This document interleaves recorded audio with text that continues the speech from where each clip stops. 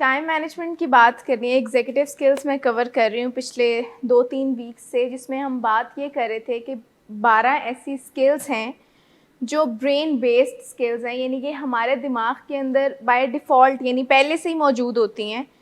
अगर कभी चांस मिले और हम इसके बारे में पढ़ना शुरू कर दें और इनको प्रैक्टिस करना शुरू कर दें तो ये हमारी स्ट्रेंथ बन जाती हैं।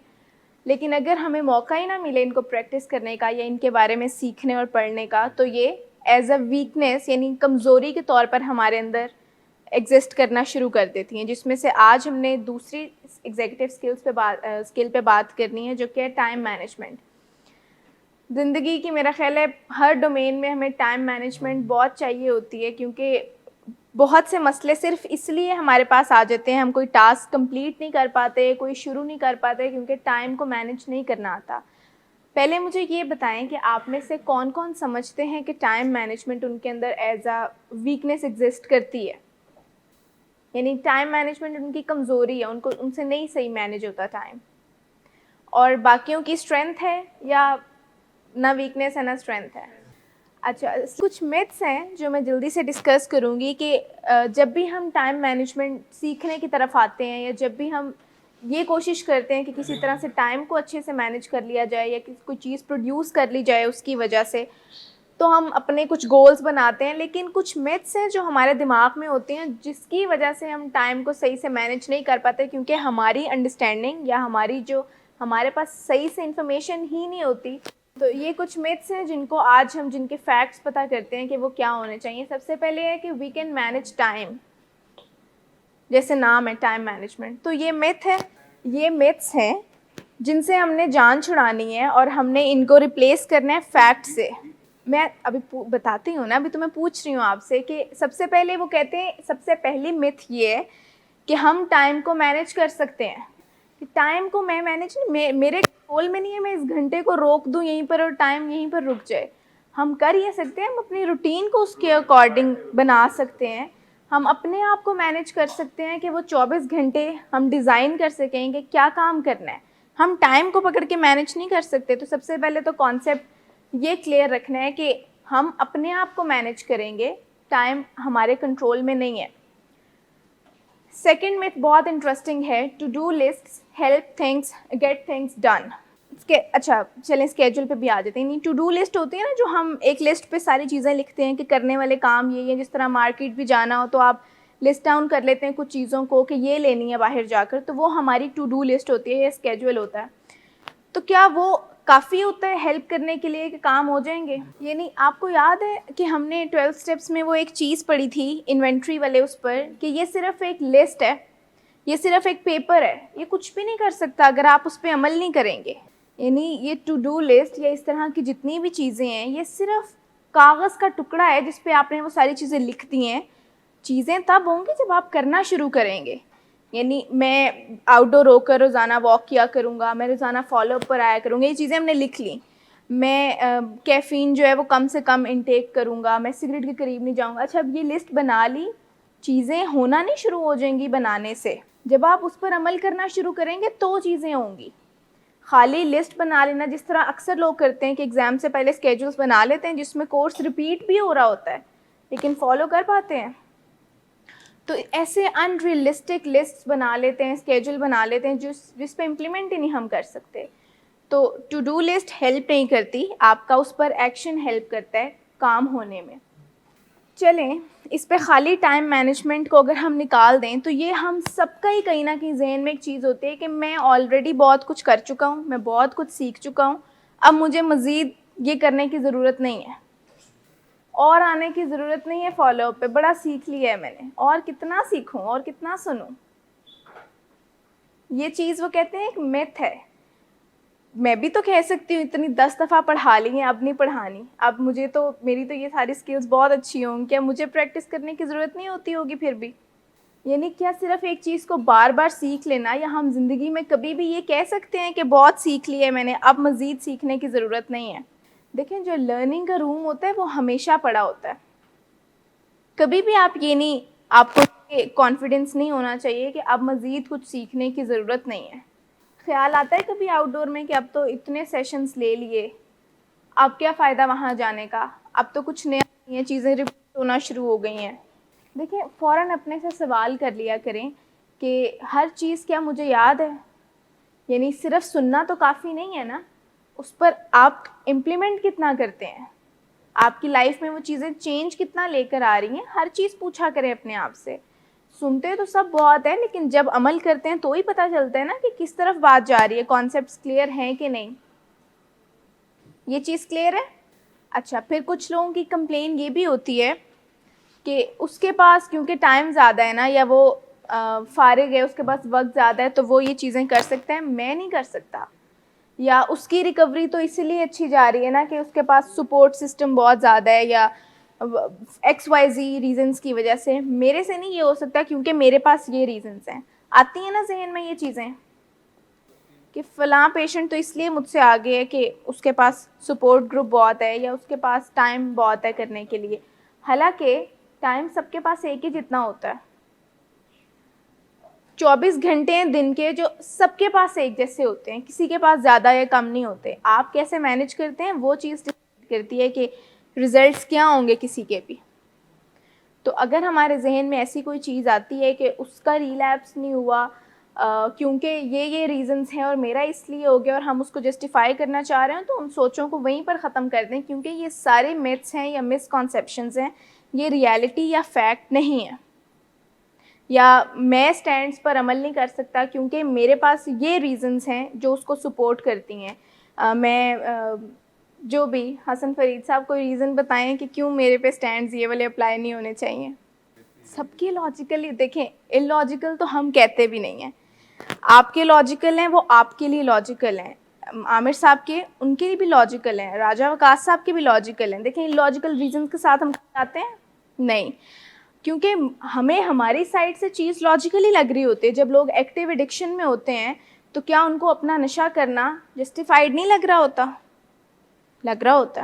क्या उन्हें अपना नशा करना लॉजिकल नहीं लग रहा होता कि मेरी ज़िंदगी में तो मसले ही इतने हैं, मैं ब्रोकन फैमिली से हूँ, मेरे साथ ये मसले हैं, स्ट्रेस बहुत ज़्यादा है, मेरे घर का एनवायरनमेंट नहीं अच्छा, मेरे दोस्त नहीं अच्छे, अब तो मैं लग गया हूँ इस चीज़ पर, तो अब मेरा कोई हल नहीं है, मैंने बहुत दफ़ा छोड़ के देख लिया, नहीं छोड़ सकता, और बहुत सी रीजंस। तो क्या उससे उनको नशा करना जस्टिफाइड नहीं लग रहा होता? तो जब आप डिफाइंस के उस प्रिंसिपल पर आते हैं ना, मैं इन जनरल बात कर रही हूँ कि जब आप डिफाइंस पर आते हैं कि मैंने नहीं अब ये करना, 6 दिन नहीं 3 दिन, 3 दिन नहीं 1 दिन, ये वाला स्टैंड नहीं वो स्टैंड, या मुझे यहाँ पर रिलैक्सेशन दे दें, तो कोई चीज़ ऐसी नहीं है जो उस चीज़ को लॉजिकल बना रही हो या सपोर्ट कर रही हो। क्योंकि ये जो स्टैंड्स है ना, ये कोई ऐसी चीज़ नहीं है जिसमें हम पिक एंड चूज़ कर सकें, या ट्रीटमेंट के जितने भी प्रोटोकॉल्स हैं, ये इसमें ऐसी कोई चीज़ नहीं है कि हम पिक एंड चूज़ कर सकें या पेशेंट टू पेशेंट देख लें कि किनको क्या सूट करता है। ये सब पर एक जैसे इम्प्लीमेंट होने हैं, क्योंकि ये बनाए ही आप लोगों के लिए गए हैं। अब उसमें ये नहीं देखा जाता इस तरह, तो इंडिविजुअलिटी अगर हम देखी जाएँ तो फिर तो किसी पर ट्रीटमेंट अप्लाई कर ही ना सकें। 3 मंथ्स तक, यानी नेक्स्ट 100 डेज़ तक मिनिमम, और फिर उसके बाद अपलिफ्ट किए जाते हैं काउंसलर्स की मौजूदगी में। कुछ केसेस में अगेन मेरी इस बात को किसी और तरफ नहीं लेकर जाइएगा, कुछ केसेस में काउंसलर्स ही अपलिफ्ट कर देते हैं पहले, यानी काउंसलर्स कर सकते हैं अपलिफ्ट पहले कुछ केसेस में जहाँ पर उनको लग रहा हो कि ज़रूरत भी है और इस तरह से, बट वो डिमांड करने से नहीं होता। अच्छा, टाइम इज़ मनी, तो फैक्ट होना चाहिए नहीं, लेकिन ये उन्होंने मिथ्स में क्यों डाला हुआ है? वो कह रहे हैं मिथ है ये कि टाइम मनी है। यानी देखें, मनी उसके साथ उसको इसलिए रिलेट किया जाता है ना क्योंकि पैसे बहुत कीमती होते हैं, ऐसा ही है ना। लेकिन देखें, एक कॉन्सेप्ट है, एक जगह पर जाकर, यानी अगर हम इसको देखें तो पैसे तो आप वापस से अर्न कर सकते हैं, नहीं कर सकते हैं, टाइम कोई भी वापस नहीं ला सकता।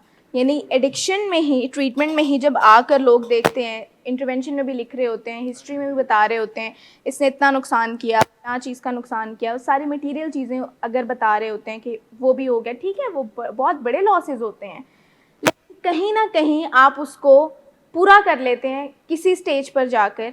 लेकिन जो आपके वो वाले साल गुजरे होते हैं ना, जिस तरह आपकी एक्टिव एडिक्शन में जो साल आपकी फैमिली के साथ गुजरे होते हैं, जो आपने उनको हर्ट किया होता है, आपके बच्चों के, छोटे बच्चों के वो जो साल होते हैं जिनमें आप उनको आप अपने पेरेंट होने की ड्यूटीज़ ही पूरी नहीं कर चुके होते, आपकी पढ़ाई के जो साल चले गए होते हैं, आपकी जॉब पे जो इनिशियल पीरियड गुजर चुका होता है, आप वो कभी भी नहीं वापस लेकर आ सकते, चाहे कुछ भी हो जाए।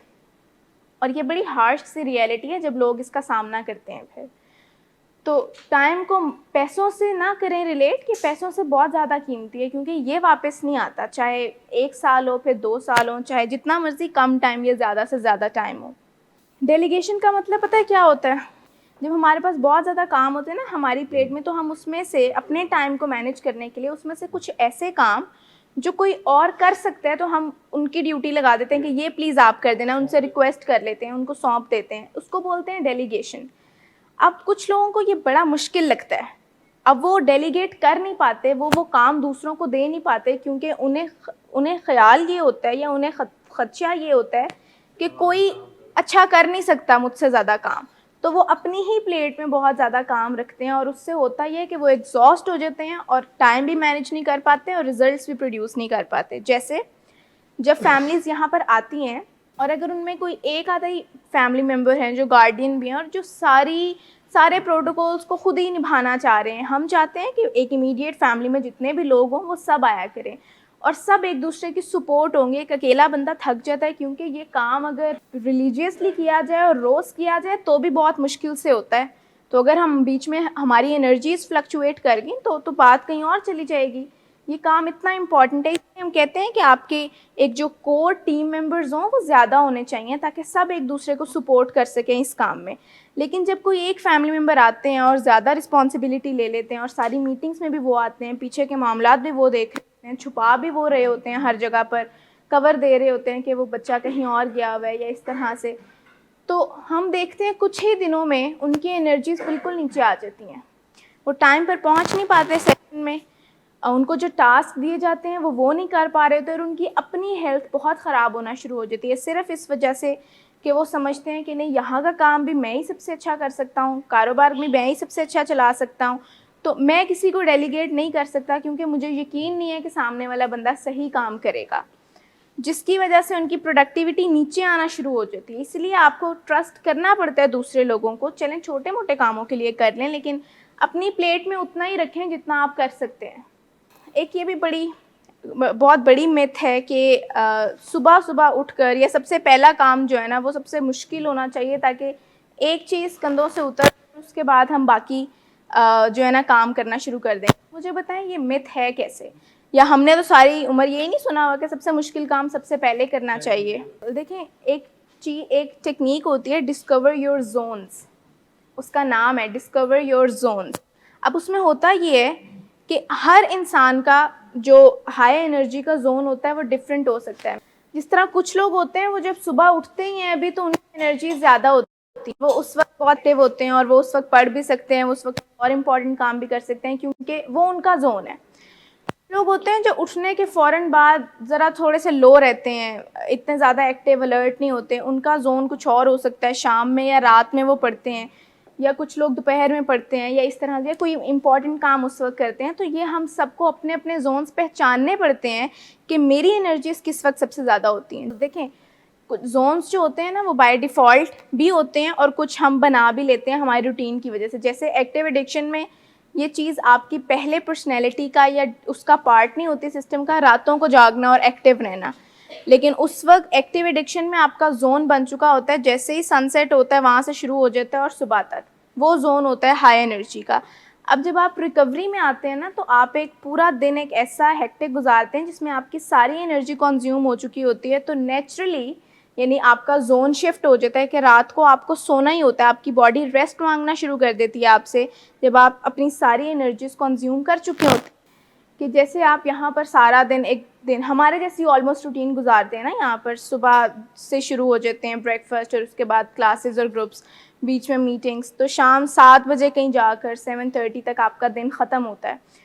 तो उसके बाद इतनी एनर्जीज होती हैं रात 8, 9, 10 बजे तक कि कोई नया प्रोजेक्ट शुरू कर लें, कुछ पढ़ना शुरू कर लें। जिन पेशेंट्स ने घर से बुक्स मंगवानी होती हैं तो वो मंगवा तो लेते हैं ये सोच कर के चलो मैं फ्री टाइम में पढ़ लूँगा, लेकिन उनको पता नहीं है कि यहाँ पर फ्री टाइम है ही नहीं।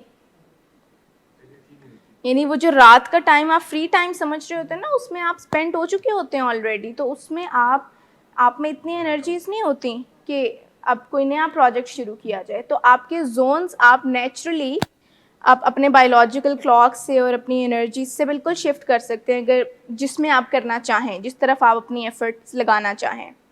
अब आप हमेशा अपनी प्रायोरिटीज़ या जिस चीज़ को आप तरजीह देते हैं उसके लिए टाइम निकाल सकते हैं। एक्टिव एडिक्शन की बात नहीं कर रही, उसमें तो होता है ये, मैं इन जनरल बात कर रही हूँ। क्या ये मुमकिन है कि हमेशा आपको उस चीज़ के लिए आप टाइम मैनेज कर सकें जो आपकी, जिसको आप तरजीह देते हैं? आप इस चीज़ से बिल्कुल, मैं और आप नहीं कर सकते कि हम अनसर्टेनिटी और अनप्रिडिक्टेबिलिटी का फैक्टर बीच में से नहीं निकाल सकते। हम कोशिश उस तरफ ज़रूर कर सकते हैं, लेकिन ये सोच जहन में रखना कि ये एक एक्सट्रीम की सोच है ना, यानी हमने एब्सोल्यूट्स में तो सोचना ही नहीं है कि मैं हमेशा ये कर सकता हूँ या मैं हमेशा इस चीज़ को प्रायोरिटाइज़ कर सकता हूँ। बाज़ औक़ात हम नहीं कर सकते, बीच में कुछ ऐसे फैक्टर्स आ जाते हैं जो हिंड्रेंस बन जाएँ।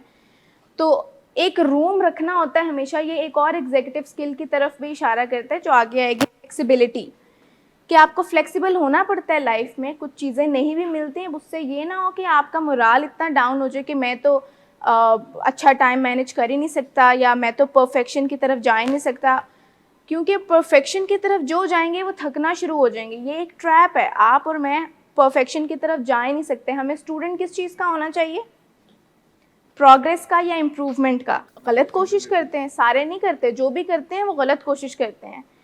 देखिए खिज़र साहब, नेचर का लॉ ये है कि आपको, मुझे, हम सबको इम्प्रूवमेंट के स्टूडेंट बनना चाहिए या प्रोग्रेस के, कि हमें बस ये देखना चाहिए कि हम आज, कल या एक महीना पहले से बेहतर हैं कि नहीं। अगर हम बेहतर हैं तो हमें इस पर सेटिस्फाइड हो जाना चाहिए। 10 आउट ऑफ 10 हमेशा नहीं चाहिए होते हैं।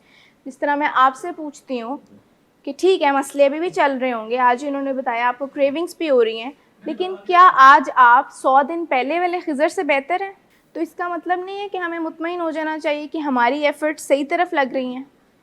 अगर आज अदनान साहब या सलमान अली साहब या कोई भी और पेशेंट खुश नज़र नहीं भी आ रहे, तो क्या आपके हालात पिछले 1-2 महीने से बेहतर नहीं है?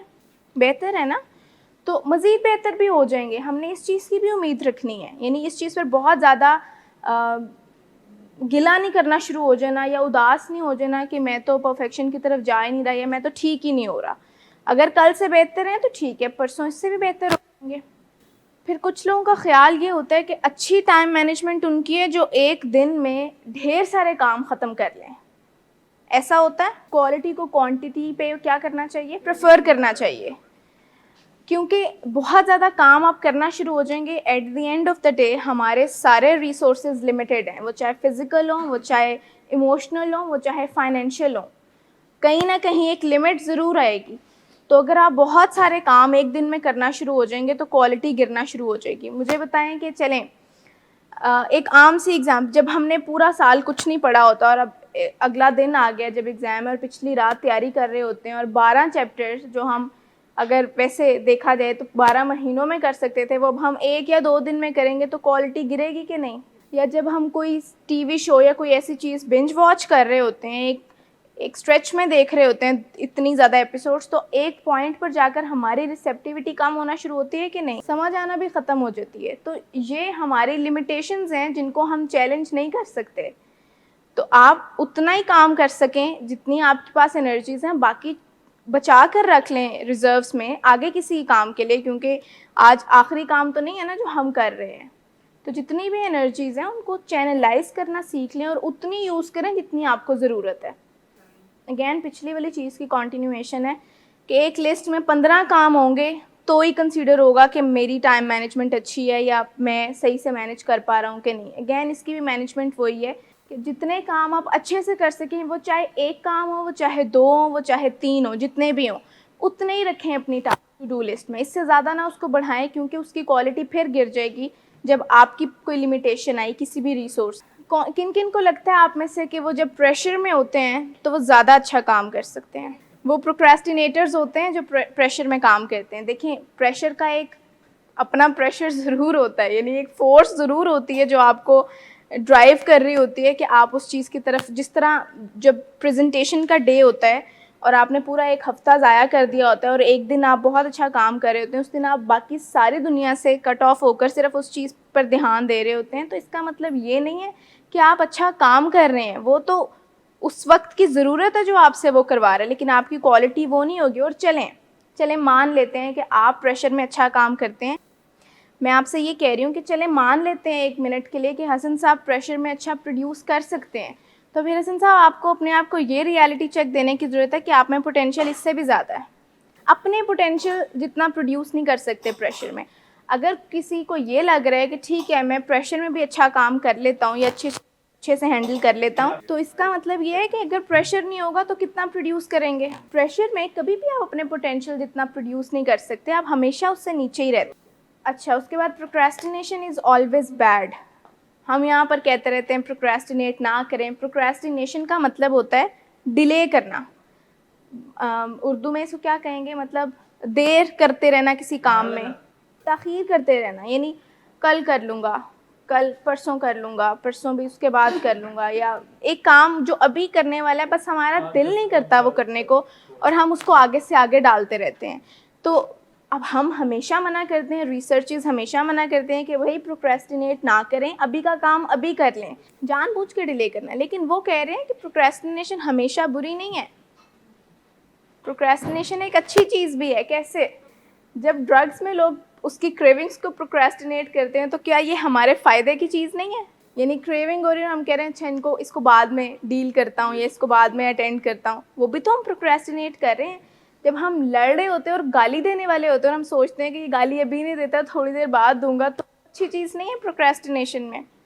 या जब हमें गुस्सा आने वाला होता है और हम कोई चीज़ तोड़ने वाले होते हैं और हम उसको डिले कर दें कि ये बाद में करूँगा, बाद में तो जाहिर है ब्रेन केमिस्ट्री सारी सेटल डाउन हो जाएगी और उसके बाद हम उतना कर ही नहीं सकेंगे उस पर रिएक्ट। तो ये यहाँ पर प्रोक्रेस्टिनेशन एक अच्छी चीज़ है कि आप इन नेगेटिव एनर्जीज़ को प्रोक्रेस्टिनेट करना शुरू कर दें, जो कि आपसे इस तरह के गलत काम करवाती हैं या डिस्ट्रक्टिव बिहेवियर में इंगेज कर देती हैं।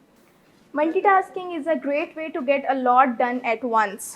क्वालिटी गिर जाती है। देखिए, पहली बात तो एक रिसर्च है वो सपोर्ट ही नहीं करती कि कोई इंसान इस दुनिया में मल्टीटास्क कर सकता है। सिर्फ 0.02%, जिसमें पता नहीं कितने कम लोग आते होंगे, वो मल्टीटास्किंग कर सकते हैं, लेकिन उनके काम की क्वालिटी भी ख़राब होती है। यानी अगर वो अकेला करके काम करें तो शायद वो बहुत ज़्यादा प्रोड्यूस कर सकें। तो ये तो कॉन्सेप्ट हम अपने जहन से निकाल ही दें कि मैं मल्टीटास्क करूं और काम अच्छे हो जाएं। मल्टीटास्किंग जैसी कोई चीज़ इस दुनिया में एग्जिस्ट नहीं करती।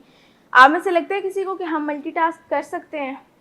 देखिए, मल्टीटास्किंग की डेफिनेशन हमेशा याद रखिएगा, 2 कॉम्प्लेक्स टास्क जिसमें दोनों में एट द सेम टाइम आपकी कोई रीजनिंग या कोई कॉन्शियस अवेयरनेस या कोई लॉजिकल पार्ट ब्रेन का इन्वॉल्व हो रहा। देखें, बिल्कुल जैसे खाना बनाते बनाते फ़ोन पे बात करना कोई मल्टीटास्किंग नहीं है। खाना बनाना अब आपकी एक्सपर्टीज़ में भी आ चुका होता है शायद, और फ़ोन पे बात करने में कोई लॉजिकल एरिया ब्रेन का या रीजनिंग इन्वॉल्व नहीं होती। जैसे कोई पिक्चर देखते हुए उसके सबटाइटल्स पढ़ना, और बाज़ औक़ात ज़्यादा अच्छी एग्जांपल ये होगी कोई कोरियन या इस तरह का कोई टीवी शो देखते हुए इंग्लिश सबटाइटल्स पढ़ना। यानी इस तरह की चीज़ों को में मल्टीटास्किंग आती है, बट उसमें होता ये है कि सब शायद इससे एग्री करें कि आप उस तरह से एंजॉय नहीं कर पाते जिस तरह से आपको ये वैसी सारी अटेंशन एक वीडियो पर या उस चीज़ पर देकर कर पा रहे हो, रिजल्ट्स जो आपके हों। तो मल्टीटास्किंग जैसी कोई चीज़ इस दुनिया में एक तो एग्जिस्ट नहीं करती, दूसरा अगर हम करने की कोशिश भी करेंगे तो हमारी क्वालिटी वो नहीं रहेगी जो हम किसी एक काम में सिर्फ एक टाइम पर अटेंशन देकर कर सकें। तो ये वो सारे फैक्टर्स हैं जो हमारे टाइम मैनेजमेंट के कॉन्सेप्ट को शुरू से अब तक हल्का सा ख़राब करते आए हैं या ज़्यादा ख़राब करते आए हैं। सबसे पहले तो हमने इन मिथ्स को दूर करना है और जितने भी हमने फैक्ट्स बताए हैं उनसे रिप्लेस करना है। इसकी मैनेजमेंट में आपके साथ नेक्स्ट सेशन में डिस्कस करूँगी। मैं यहाँ पर रैप अप करूँगी। कोई क्वेश्चन हो आप लोगों का तो पूछ सकते हैं। Thank you. Good afternoon sir. Good afternoon. Sir, एक क्लाइंट बहुत देर से आपका इंतज़ार कर रहे हैं। क्या? तुम्हें किसने कहा था अपॉइंटमेंट देने को? सर, कल शाम आप ही नहीं तो कहा था। झूठ बोलती हो तुम। मैंने तुम्हें कब कहा था? तुम सब झूठ बोलते हो मुझसे। शराब नोशी की वजह किरदार की खराबी नहीं, मूड की खराबी है। शराब नोशी कभी भी नशे की बीमारी में बदल सकती है। नशे की बीमारी हर स्टेज पर काबिले इलाज है। मदद हासिल कीजिए, क्योंकि वो ऐसा नहीं करेगा। विलिंग वेज से मदद हासिल कीजिए, कहीं से भी मदद हासिल कीजिए। लेकिन फौरी मदद हासिल कीजिए। जिस मुआवजे के इंतजार में आपने बहुत देर कर दी, अब वो दस्तक दे रहा है। मदद हासिल कीजिए, मदद हासिल कीजिए, मदद हासिल कीजिए।